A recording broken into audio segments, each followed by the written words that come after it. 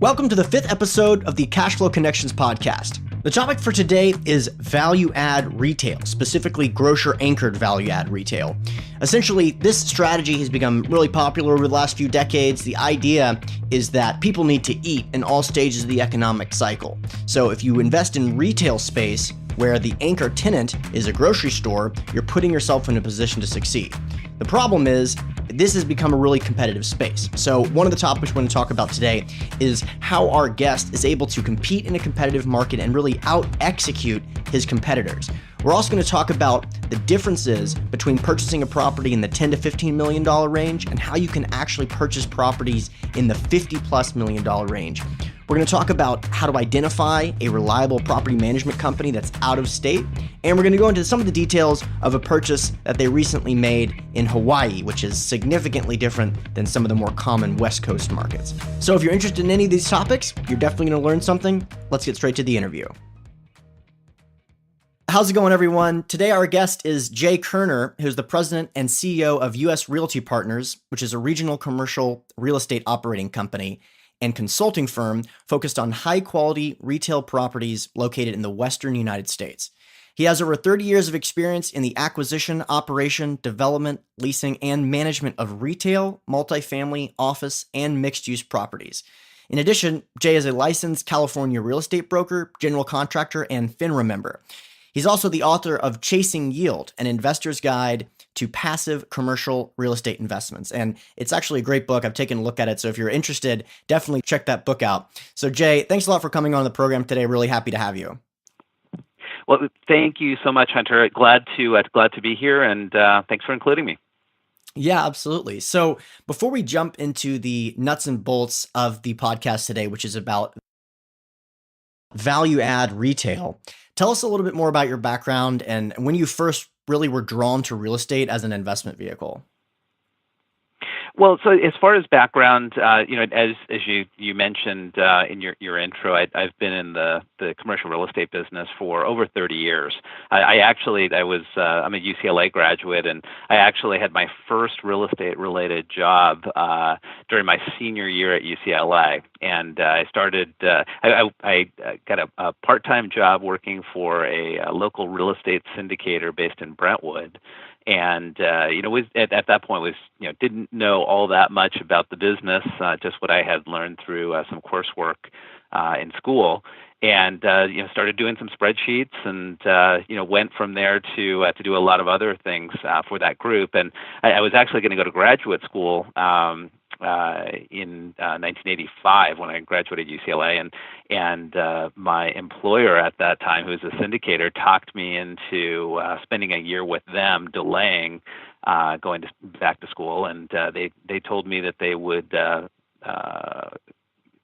basically teach me their business, and involve me in as much as they could, and try it out for a year, see what you think. You can always pursue your graduate degree later, and so I took them up on that offer, and it turned out quite well. I ended up not going back to school, stayed with them, learned their business, and went from there. And what asset classes were they focused on mostly? It was really all about retail real estate. That was really their background and their passion. Got it. And so was that then your first real estate investments? Were they in retail as well? Yes, and short of residential investment, for personal home and that kind of thing. Actually, I take that back. Interestingly enough, in my first personal foray into commercial investments actually was in the apartment building asset class, and that was in roughly 1993. And that was a time where there were a lot of things going on in the real estate world that a lot of shockwaves, I should say, like from from 1990, 91, 92, you had a lot of buildings that were going back to savings and loans and other lenders. And a lot of that had to do with tax law changes and things that had occurred before. And so I had an opportunity to buy some small apartment buildings, primarily in the San Fernando Valley, in LA County. And they were anywhere. I think the first building I bought was actually 10 units, and small building, REO for a savings and loan. The savings and loan was willing to finance it as well. I think my recollection was like something like 90% financing, and but it was a great opportunity from my perspective as far as the price per pound on the building, and the location was good, even though it was like a C class apartment building, but it was a great value, I thought. And so I went on to buy 5 additional buildings that ranged anywhere for the others were like 20 to 50 units each, almost exact same scenario in each case. Savings and loan is the owner seller providing their financing for the deal, and just a very low price per pound. And so I ended up with my 6 buildings, and kept. I think the longest I held any of them was about 2 years. And what I learned was that I didn't really like the apartment business, and not because it's not a great investment and a great asset class, but just the operations and the day to day and the things that go into it. If you have a whole team, or you have a really sophisticated third party that's doing your day to day management, that's one thing. When you're involved yourself in doing a lot of that, that it's a tough business. And so decided that I was going to stop there, and sold off those buildings at a nice profit. They were the timing was great for me. And then during that time I'd started to buy some retail, and started off with small build to suit and renovation rehab opportunities. And that was most of my knowledge and background was in retail, and that's when I pivoted, into that as for personal investment and for my own business as well. Right. Okay. So, I mean, clearly market conditions have certainly changed since the saving and loan crisis. Explain how your overall investment strategy when it comes to retail. How did you first get drawn to that asset class? And other than your background, of course, but from an investment standpoint, what is it that really draws you to that asset class? I like the retail shopping center environment and the challenges and the creativity that go into it. And to me, the apartment side is more of a commodity type business is the way I look at it. And on the retail side, it's more of having the more individual knowledge and skill you have, the more successful you can be in creating value on the retail side by bringing the right tenants, the right combination of retailers, and the way you structure your leases, and those things make a big difference. As opposed to just having a generic lease that you're doing in 1 year rolls in retail. There's a lot of creativity involved, and Totally. a lot of thought that goes into it. A lot of more moving parts, dealing with a different category of tenants and stuff like that. When you look at a typical purchase in the retail space, what is a typical purchase for you in terms of purchase price or square footage or number of tenants? What are you typically looking for? Well, so our business model is based on buying quality centers in secondary and tertiary market areas. And geographically, we say that our overall marketplace is from Denver west. And by west, that extends all the way to the Hawaiian Islands. And we've identified that area just based on, one is proximity, two is we're based here on the West Coast, and that's where I have my most personal knowledge and experience as well. And so that's where I feel really comfortable. And so as far as concentration goes, so most of our properties today are actually in California. Although we do have property in the state of Washington, and we do have property on the Hawaiian Islands. The overall criteria is most of what we look at is grocery anchored. and often grocery drug anchored.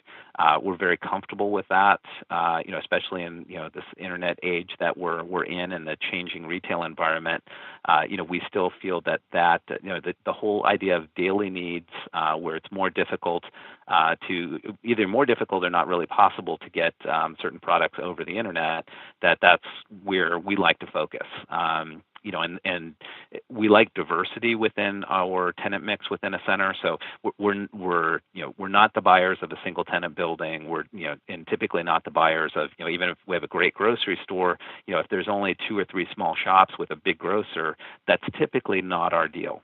We like the idea of having the grocery component and then having a group of sub-anchors and shops that give some diversity. Typical size, as far as actual square footage of gross leasable area, that's going to be anywhere from 75,000 square feet on the low side up to probably 500,000 square feet.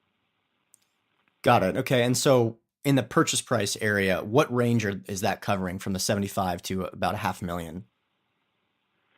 So there's more or less, really, I'd like to say there's two focuses for our business as far as the size of projects. In the $15 to $30 million acquisition range, that's where we do our standard syndication model. My partner John and I, we co-invest in every deal, anywhere from 10 to 20% of the equity. We raise the rest from a group of investors, that are in our pool, that most of which we've known for a very long time. And so we're very comfortable doing that size range with straight up syndication.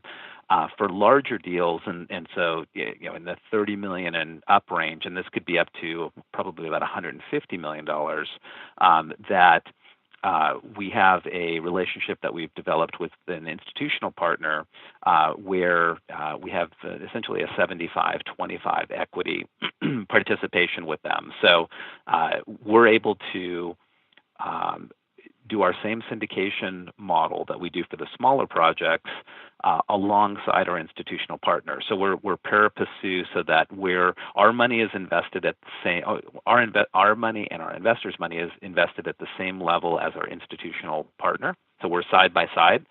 They just have a bigger chunk of the equity that they're putting up than we are, and there's a real benefit in that for our investors, because they get to invest in a larger project. We have the a quality, very high quality institutional investor that also is doing their due diligence up front as well, and so giving real comfort level to our investors that they not only have us that they trust and know, but also that they've got another third party who's also involved, who is helping make sure that everything is great. Yeah, that's a really good point. And those are some very high purchase prices. I haven't been involved in a transaction that's been that large, but I can definitely speak to having a third party, a co-investor or an equity partner that is going through rigorous due diligence. I can't imagine the type of due diligence they have the capacity to do if they're looking at a $50 to $150 million purchase price. It's a great way to validate what you're seeing, as well as validate the claims you're making to your investors, to say, look, this company has a team of 8 people doing due diligence constantly, and they're saying the same thing we're saying. So I think that's a great validation of your model and kind of what you're trying to target. So you mentioned earlier in the call that you're looking in Hawaii also, and a previous call you mentioned that you're involved in a transaction Lahaina, Maui. Tell us a little bit about that transaction. Yeah, so last June 2016, we purchased a shopping center located in Lahaina on Maui. It's about 133,000 square feet, and it's called the Lahaina Cannery Mall. And it's anchored by a Safeway supermarket and a Long's drugstore. And the center itself, it actually looks like an old time cannery, because it has historic significance. It's not a historic landmark, but it's the cannery itself. It was placed on that property. I don't know what year it was, but it was probably back in the 50s or the 60s. And so when it was converted to a shopping center, use in the 80s, the county had requested that the developer at the time keep the same cannery theme as what had been there before, and so that's how it ended up with the name it has, and also with the appearance that it has. The center itself it's an institutional quality property. It's very well located. It's a fee simple ownership, and on the islands, it's quite common for commercial property to be on a long-term land lease, and most of what we buy is all fee interest based, so that we own the land and the buildings, not just the buildings themselves. So that was an important part of that transaction for us. We have spent a lot of time on the islands in the past, based on past other business ventures and projects. And as a matter of fact, we originally tried to buy the shopping center directly across the street from Lahaina Cannery Mall in 2015. And while we were selected as the winning bidder after a long beauty contest, the owner of that property actually decided not to sell, and so we were not successful in purchasing the property across the street. Long story short, we came back around about a year later that Lahaina Cannery Mall became available, and which in our opinion is a superior asset to the one that we liked across the street, and was even a better opportunity. So we were excited about that. Awesome. I can't, just for the listeners, give us a perspective of how much due diligence went into that deal, the one that didn't get to go through. How many months of due diligence would you say you devoted to that property? Oh, to the property that did not come through? Yes, the one where the seller backed out at the last minute. Probably 4 months, maybe 5, from the time that we started the process of looking at the property, our investigations, our meetings with various leasing groups, management groups, consultants, in that market area, negotiation of a letter of intent, and all the way through a best and final process. That it was at least 4 months, maybe 5. Yeah. Okay. And that's because it's a massive property. You guys got a team doing due diligence for deals like that. So you mentioned that this property in Lahaina is a mall. So indoor malls especially are really struggling in the U.S. What is it about this investment that originally piqued your attention? Well, the fact that the center's name includes the word mall is a little bit of a misnomer, and I'll tell you why. Is that yes, there is a portion of it that is an enclosed space with common area that's shared amongst tenants, and so from that standpoint, yes, it is a quote unquote mall. However, it really is more of a traditional grocery drug anchored shopping center that has the benefit of an enclosed area in an environment where it's often it's hot. Sometimes you have just random rainstorms that come through on the Hawaiian Islands. It actually creates a very interesting environment for tourists and locals who are shopping at this particular location. So we don't have your traditional mall tenants, enclosed mall tenants here, but we do have more of the type of shops that you would typically see in a grocery drug anchored shopping center, as well as many tourist-oriented shops, that are like Honolulu Surf, for instance. That's a really well-respected surf chain on the islands. They're right up front center at the entry to our mall. They have both indoor and outdoor space, and Starbucks is there, and we have multiple food tenants that are there that could be as easily located in any other grocery drug type shopping center. So it's different from that aspect, and it does, the enclosed mall nature of it is a benefit for the shoppers from the standpoint of the temperature control, as I was mentioning, that it keeps people dry when it's raining outside. It also we have a in our common area there, we have a stage and setup that allows us to have various performances. And so, hula is very big on the islands, both for for the locals and is a definite tourist attraction.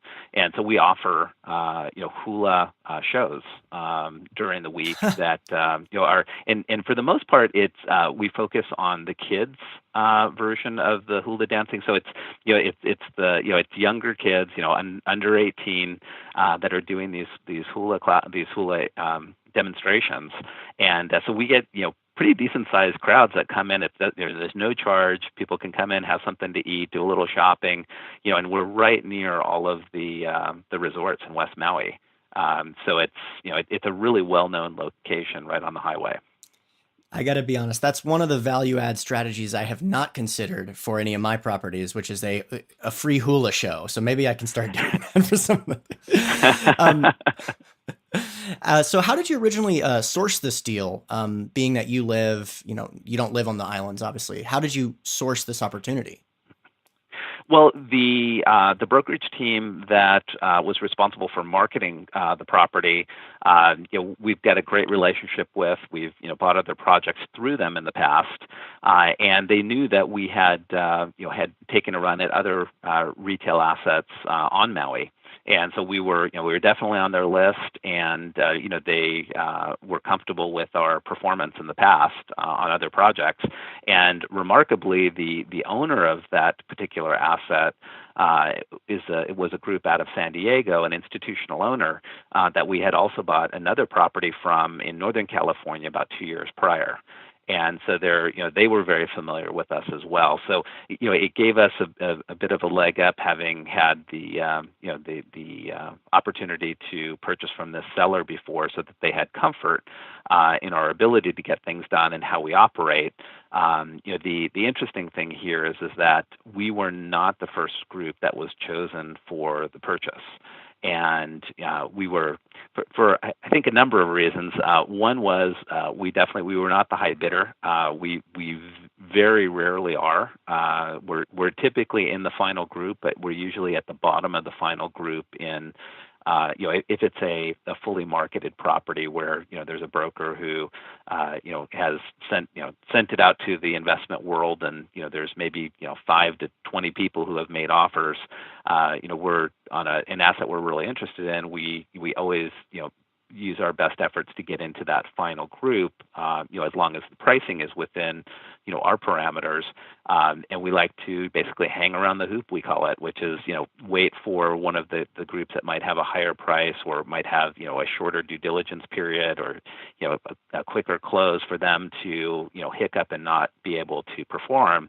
And then, we're, somewhere there in the close pecking order that that we can have a further conversation with the seller and hopefully get ourselves into that first position without changing our price.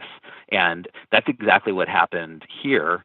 The group that was picked as the initial buyer was an institutional buyer, and they had proposed an all cash purchase on a fairly short time frame.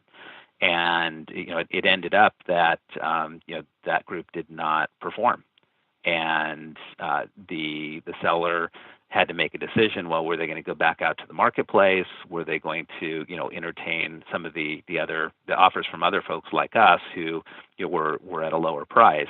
And so ultimately, we were able to convince the seller to go with us, at our original price and under our original terms, and that we proved to them or showed them, made them comfortable that we would get the deal done, and of course we did. And what do the price per square foot in Maui and for an opportunity like this, what does that typically look like? Well, it kind of runs the gamut. I mean, for high quality retail assets on Maui, I mean, we have seen local trades, in anywhere from $400 a foot to probably $850, $900 a foot. On Oahu, they'd potentially be even higher. I mean, it could easily be over $1,000 a foot. And for the listeners, how does that compare to California, let's say a tertiary market that you'd be looking in California? Most of the projects that we purchase in California are somewhere in the $100 to $200 a square foot range. Right. Crazy. So building a relationship with an elite property manager, because management obviously is going to be critical with something like this, in terms of the value add component as well. How do you source a property management company in a market that you don't already have a stronghold in? Well, so the way that we do that, there's two parts to this answer. The first part is that we have aligned ourselves with a local property management group who is very well known to us, and they're in the world of property managers, on a in the United States. I mean, they'd be considered to be a smaller player. They're not like CBRE or JLL or one of the really big institutional names. But so this group is JG Management Company. They've been around for over 35 years. And we're actually located in the same building as their headquarters in Westlake Village. And so we've had a relationship with them for over 20 years, and they have a full team of property managers, accounting folks, and everybody in between, where they basically act as our back office with respect to our project. So they oversee our property management on a day-to-day basis. They collect the rents. They do the accounting. They issue the distributions to our investors every month by ACH, and then they also prepare tax returns. And to boot, that the principals of that company typically co-invest with us as an investor, just like everybody else who's in our syndication, and they may invest $100,000 or $200,000 in each of the deals, so that everybody's interest is aligned, right? And it's a benefit. We view it as a great benefit to us and also to our investors, because from our investors' standpoint, there's a third party who is basically in the process of the management, of the accounting, of the cash management, and also has an interest in the project, so that there's accountability across the board. And so we find that our investors love that arrangement, and it also allows us to be very focused internally and not have to have our own large management staff and all that additional overhead, so that we can really focus on what we do best, which is finding opportunities, creating the business plans, and executing on those business plans to create value for the benefit of us and of course our investors. And not to lose focus. And so we think it's an excellent arrangement.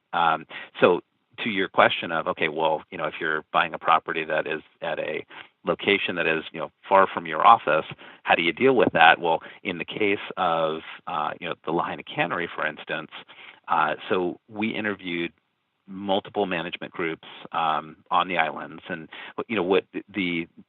on the Hawaiian Islands, most of the major players are based on Oahu, and then they spread out to the outer islands from there. That's just kind of the way business is done there. And so the group that we ultimately picked for local day-to-day boots on the ground management of the property is CBRE, right? So big name institutional firm. They knew the property very well because they had actually been out there managing for the prior institutional owners for I think it was like 10 or 12 years. And so we got very comfortable, with their team, with what they were doing, with their reporting. And so the way that it works is that their local day-to-day, they take care of everything that needs to be done locally. They assist in the collection of the rents, of dealing with lease renewals, all of those types of things. And then our local managers here, JG Management, they do the same thing they normally do for us on an accounting basis, cash management, reporting, tax returns. All of that is done through their office. So they help oversee the local managers, and they provide all that support as well. Cool. And how many properties are you guys currently the sponsor of overall? 13. 13. And how many of those are grocer anchored? The be the majority. I'm going to say 11. Okay, cool. And so, okay, so this for those of you who are listening, the grocer anchored play, like Jay was mentioning earlier, it allows for a lot of things.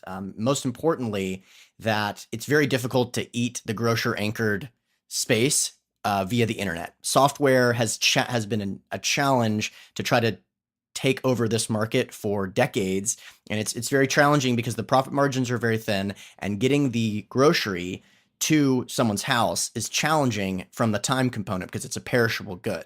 So this has been a play in real estate for quite some time, grocer anchored tenants, because it's difficult to compete with them from a software perspective, but also people need to eat in all stages of the economic cycle.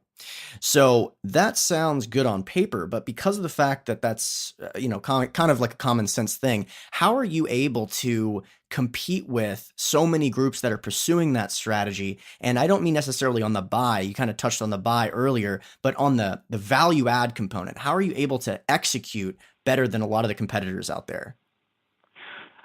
Well, I think that comes down to a couple of things, and it's like you're saying, it's definitely a competitive environment, and that relationships are very important in order to compete in this business, and relationships at every level, from the brokerage community, and having brokers that in every market that you do business in, that they trust you, that they know that that you're able and willing to perform, and that they feel comfortable dealing with you, right? Because they're the gatekeeper in most transactions.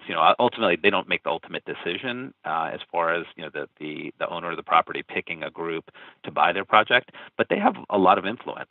All other things being equal, the broker's perspective on the quality of the buyer means a lot to a seller.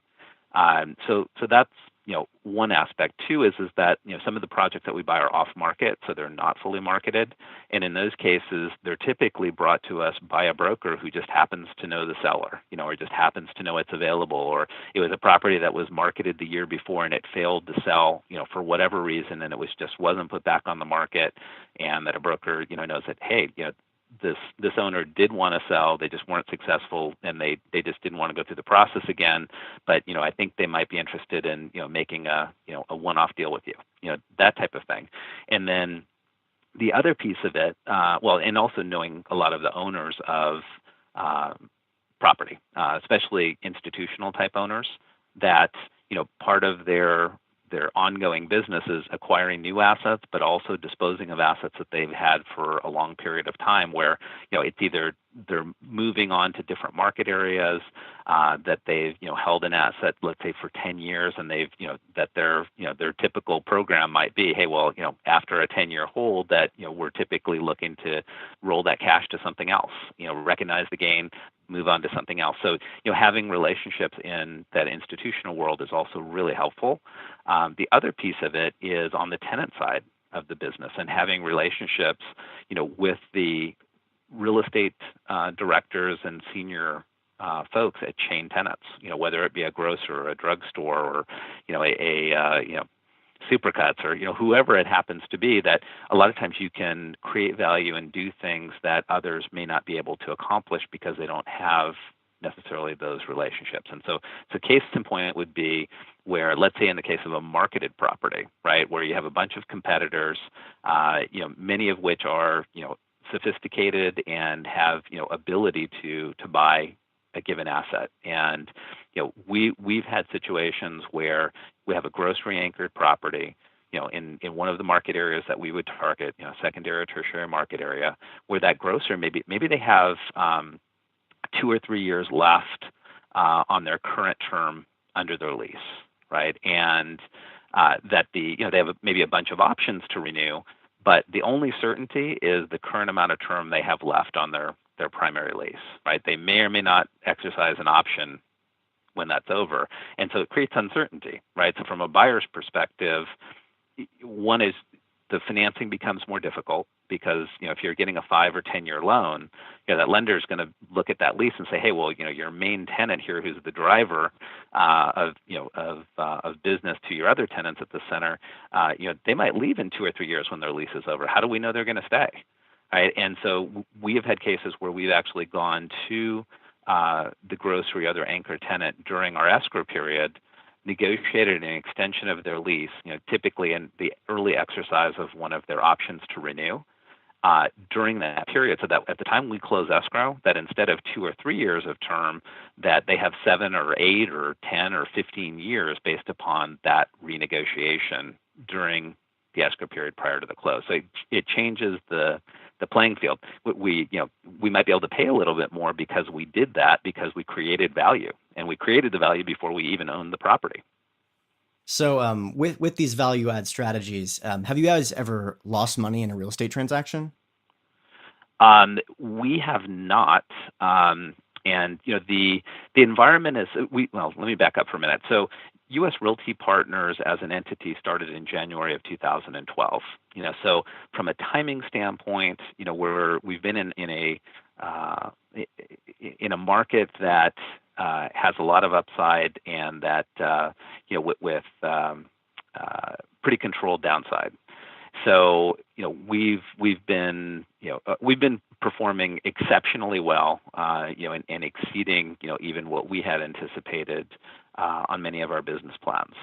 That said, in my prior experience, and I've been on the entrepreneurial side of the business and the institutional side of the retail shopping center business. I've had personally, in the past, back in the early 2000s, I had one project that when I had my own development company for 10 years, where we were building ground up as well as renovating shopping centers. And there was one project where it was a rehab, renovation, re-tenanting opportunity, and it was about 110,000 square foot shopping center. And basically the deal went, everything that possibly could go wrong went wrong, and ultimately we ended up losing a bunch of money on that project. And so the lesson learned from that, and for me, was that although there were many factors involved in that occurrence, that the biggest one was lack of market knowledge in that particular marketplace, and that I thought I knew it better than I did. And it was the first acquisition in that market area, and the market shifted. And that was a huge education. Right. So the economic climate, especially in some of the markets that you're looking at, the West Coast being the focus there, this is an interesting time. It's kind of a confusing time for a lot of investors. Some people think that we are kind of slow and steady wins the race still, even on the West Coast. Some people think that we're nearing the top of a potential economic cycle. So what are your thoughts on that? And what are you doing based on your perspective of where we are in the economic cycle? Okay. Well, so generally our approach, and we think that this approach plays well going forward, is that the focus on the secondary and tertiary market areas, the type of properties we're buying, the grocery anchored, well located within those submarkets, and we're focused on replacement cost versus what we're paying for the property itself, because we want to have a leg up on any potential competition in our market area. If we're buying a property and we paid $110 a foot or $125 a foot for a property, and the replacement cost is $200 a foot, we feel pretty good about that, because somebody else coming into that market and competing against us they're going to have to demand much higher rents in order to support their cost for their project. So we're always looking to be able to survive a negative event, a downturn, a lot of competition. We want to be in a position where our existing rents and our tenants are at or below market. Over market rents in a project are just a deal killer. For us, we don't care how good the project is. There's just way too much downside to that from our perspective. We want to make sure that the tenant sales volumes are strong and that their occupancy costs are all reasonable and that they're making, a good profit in their business after considering, what their costs are for occupying their space. So going forward from where we are now, my view is, that we in our business of what we're doing, acquisition-wise, that we probably have a good 24 months ahead of us that I'm feeling really good about. Beyond that, I just don't know. Our opportunities really just depend on the market and what we can uncover. It could be the case that we don't buy anything in that period just because we can't find the right opportunities that fit our criteria and our comfort level and metrics. But on the other hand, we're actively looking. We do think that we'll continue to grow at 3 or 4 acquisitions a year. And we feel very good about that. We know that rates are rising. We take that into absolute consideration in our underwriting. We do believe that in the market areas where we concentrate, that retail rental growth has been very slow. And so we're not concerned about downward pressure on rental rates in our centers and in the markets we're in. And we think that contrary to that based upon sales performance of tenants that we have in place now and tenants that we would typically have in centers going forward, that there's going to be room for upside in the rents during the next 24, 36 months going forward, because we're at a low starting point from those rents. There hasn't been a big run up. It's been very modest. So we think that there's still a lot of room there based upon sales volumes and growth in sales. Awesome. Well, that's great news for a lot of people, I'm sure, especially those investing in retail. What are you most looking forward to for 2017 and beyond? Well, we're looking forward to more opportunities and a little bit less competition because we think that because of the perception that there is uncertainty, in the country, both economically and politically at the moment, people aren't sure exactly what to do, and so people are hesitating. And so we think that will bring us some opportunities that we might not otherwise have had. Where a seller wants to sell, but there maybe aren't as many buyers currently who are pursuing acquisitions because they're just a little uncertain. And as long as an acquisition fits within our criteria and our metrics, that we're planning to continue to move forward the way that we have been, and we're very comfortable with that. Awesome. Well, I think that's a great note to end it on. Jay, I really appreciate you coming on the show. This is a great conversation. And hopefully, I know that you're knowledgeable about a lot of different aspects of retail and office as well. So hopefully you'll come back on in the future and we can kind of continue the conversation. That sounds great. And Hunter, thank you so much for having me. It's been a pleasure, and look forward to chatting again soon. For all the listeners out there, if you're interested in learning more about Jay Kerner and U.S. Realty Partners, feel free to visit their website at usrpartners.com. They have a contact form where you can contact Jay directly. Also, if you haven't yet, make sure that you're signed up to have a Cashflow Connections investor account. You'll have access to a lot of educational content, resources. The podcast is on there, as well as some articles and webinars. A lot of really positive feedback from that educational content. So make sure if you haven't yet created an account, go to Cashflow Connections and click sign up and put in your information. This will keep you updated on our newsletter as well as our educational content, and it'll fill your brain up with some awesome, great ideas. Thanks a lot.